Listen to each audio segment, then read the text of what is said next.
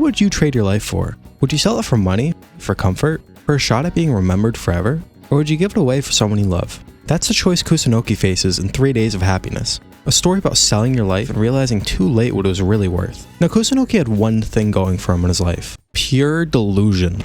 In the past, he was a pretty promising kid. At 10 years old, he and his only friend Himeno were the smartest kids they knew, and being this smart made them outcasts of their class. But one day they just knew that they'd be so rich and famous that their bullies would just drop dead out of pure jealousy. And they promised each other that if by 20, neither of them were married, they would settle for each other. Which is a pretty good setup for a story that just goes in the complete opposite direction. I don't mean quality, the quality is top tier. And it's been 10 years since then. Our main character is broke, miserable, and he's resorting to selling his CDs and books. The one thing he turns to get comfort in his horrible life, just to afford food. It's gonna be me in 3 years. Any of the dreams he once had are dead and his hopes are dying. But then he ends up hearing about the shop, and it's not another place to sell CDs, but it's one that can buy your lifespan. Wait, hang on, I'm not crazy, just hear me out. Selling your time for money isn't a new concept. People do it every day at their jobs in real life. You work 8 hours, you get paid. You work 40 years and you retire if you're lucky. But what if you could just skip all that? No more bosses, no more work, no more waiting.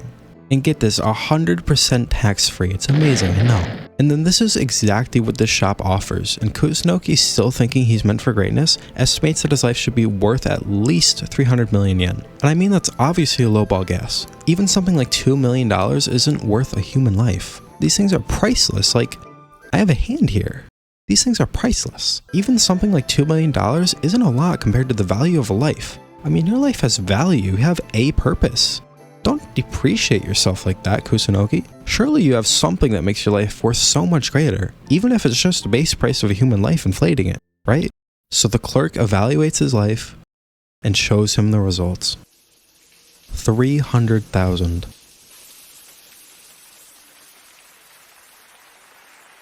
That's how much Kusunoki's life is worth. And not per year, not per decade, total.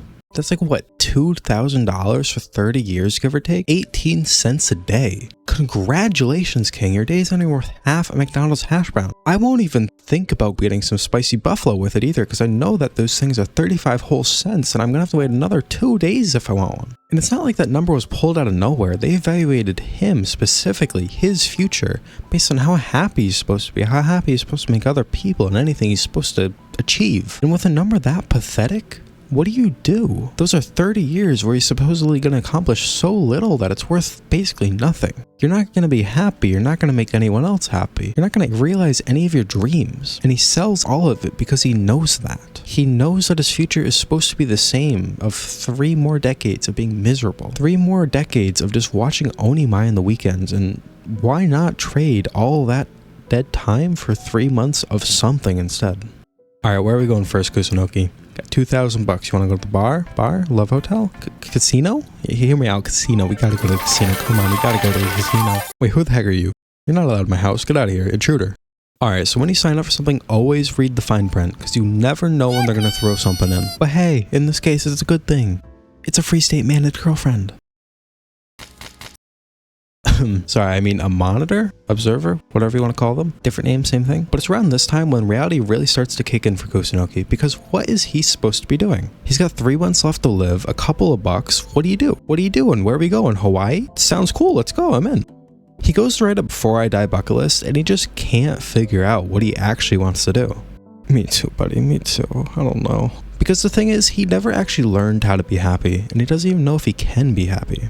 For years, he ran away from the things he enjoyed. He gave up on what he liked, drove himself into a corner, and couldn't for the life of him back up. His life felt worthless, and not because it is inherently worthless, it's because he made it that way. He hadn't achieved any of his dreams or anything he wanted to do when he was a kid, and he ended up with nothing. He had no friends, no joy, no impact on the world, nothing.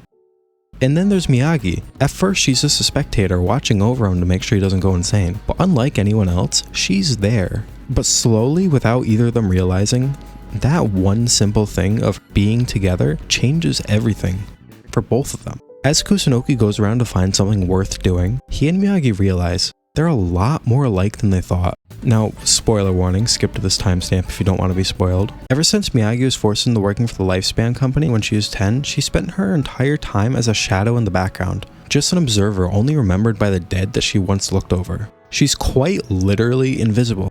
completely imperceivable. Like, I'm not saying that as a metaphor either. She is actually like literally invisible. Like, if she goes to shake your hand, you'll think you're moving it yourself because like she's not there. But day by day, she starts to become something more. As they interact, they start to form a bond with each other. From what started out as an observer and observed relationship, turned into wanting to drink with each other. Though Miyagi doesn't drink, it was mostly just one-sided. It turned into vending machine photography, practice dates. They even visited a bunch of places on Miyagi's bucket list. They watched the fireworks together, gazed under the stars. The things that they've never done and always wanted to do. Things that you couldn't do alone. They even went on couple paddle boats. You can just imagine how funny it looks from the outside. Kusunoki just paddling by himself. Oh, the schizophrenic over there is riding the love swan by himself. He must be so lonely. So if you're just a passerby and you look out onto the water and you see that, you'll see Kusunoki by himself and you won't see Miyagi. And before they met each other, that's what they were. Kusunoki was just the lonely guy by himself. And Miyagi was just this person that was invisible. Like, no one knew they were there. But Kusunoki, despite knowing how crazy it makes him look, he keeps treating her like she exists,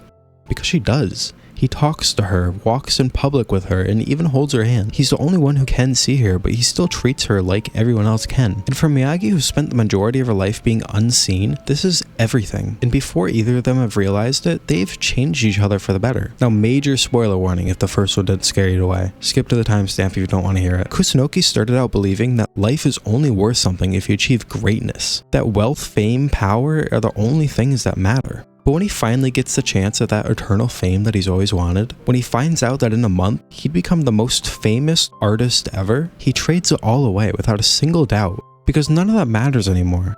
Not compared to her. In the end, Kusunoki sacrifices everything, his entire future, just to pay off Miyagi's debt, ensuring that she can live freely after only a few more years of working for the life company. He denies legacy, fame, and eternal recognition, everything he ever wanted as a kid, just to save the one person who ever truly saw him.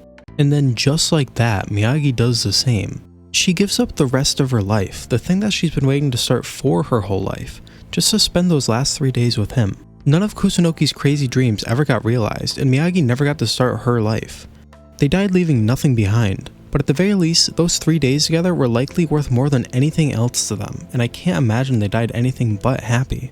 When I first read this book maybe 5 or so years ago, I thought it was just another story. Fast forward to now, I'm a little older and actually have a little bit of a life. I read it again, and honestly, it's one of the most helpful stories I've ever read. Because it's not about what you achieve, it's about who you connect with. Kusunoki spent the time after he was evaluated thinking that he had nothing, and that meant that he was worth nothing. But to Miyagi, he was worth everything. And it works both ways too. Miyagi, whose life was also basically worth nothing, was worth everything to Kusunoki. He sacrificed everything he ever dreamed of as a kid. All just for her. Except for marrying Himeno. That's not gonna happen. That ship kind of sailed. And that's the thing about life. You don't need to be rich or famous or remembered forever just to be worth something. You just need to be there. For yourself, for someone else, for something. Be a dog, I don't care. And maybe that's all it takes to be happy. Even if it is only 3 extra days, Miyagi and Kusunoki get to experience real happiness. And that's why the story stuck with me. I've always loved stories like this where someone starts at the absolute bottom, where they're lost, broken, or just in a hole. And then we get to watch them climb up and out of that hole to some kind of peak. It's part of why I like stuff like Mushoku Tensei, controversial as it is. There's just something so satisfying at seeing someone go from nothing to something. Working hard and making sacrifices for the strength and bonds they build up after finding something that makes life worth living. And 3 Days of Happiness does that perfectly. It makes me think, if even someone like Kusunoki can turn it around, then anyone can. Some people might have already moved away from that bad future, but to those who haven't, there's always room for change, and Kusunoki shows that. I don't know, for me it was just uninstalling Instagram Reels. So if you know any other stories like this, let me know in the comments. I'd love to read them. Alright, thanks for listening. I really liked this book and I just had to talk about it. And I mean it when I say it's easily one of my favorites now. I don't know what I was on when I read it the first time and I just didn't really care for it, but that most recent reading I had made it instantly top tier. I read the light novel first and then I went back to read the manga just to experience it again because I liked it so much. If you're thinking about reading it, I highly recommend the light novel. It's a little more detailed and you get to hear a little more of their thoughts, but the manga is also really good. It's a little quicker to read and obviously has pictures, so if you're into that, go ahead. Basically what I'm saying is they're both really good. Just pick whichever one you like more. And it's only like 16 chapters, so if you don't have a lot of time, maybe just read that and get a taste for it. It's a little bittersweet, but that's good for this story.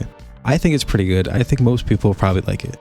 I even ended up buying a physical copy on Amazon just because I wanted to display it. And going for me, that's a big honor. I only have like 5 physical books and it's all my favorite series.